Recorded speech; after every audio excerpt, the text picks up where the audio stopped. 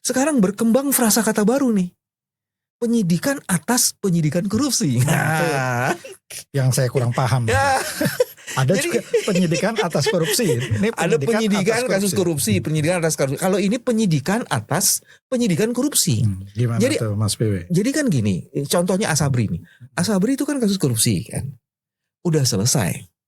Ya kan? Tapi kemudian ketika kasus ini selesai dan ada dugaan penegak hukum bermain di situ, maka kemudian dilanjutkanlah penyidikan baru atas kasus korupsi yang sudah diselesaikan itu. Tapi lebih kepada TPPU-nya.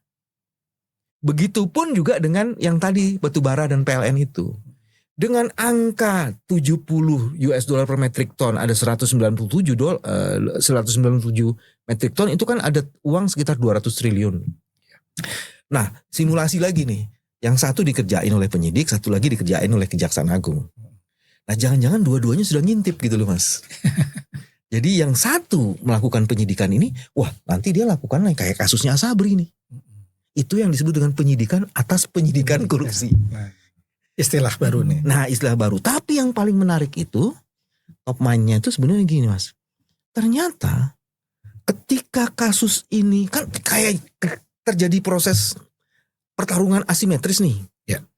Kalau ada orang, lembaga yang menangani kasus korupsi, sebenarnya dia sedang memiliki otoritas untuk menentukan ya kemana aliran-aliran dana yang ada dalam kasus itu.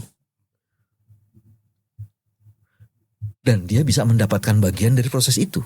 Bisa seperti itu ya. Bisa diduga seperti itu. Ini makanya saya bilang ini kasusnya keren banget ini. Jadi penyidikan atas penyidikan korupsi. Terus yang kedua yang juga menarik itu pemetaan objek gesekannya itu. Ternyata kalau kita berpikir ini ada perebutan hegemoni atas komoditas strategis dan aset recovery yang berkaitan dengan komoditas strategis itu. Kita tahu bisa seperti itu ya. Bisa, iya. Jadi ini siapa kalau bahasanya gini Mas. Siapa yang mengendalikan penyidikan kasus ini, maka dia akan menentukan kemana triliunan aset ini akan mengalir. Nah, itu gongnya tuh.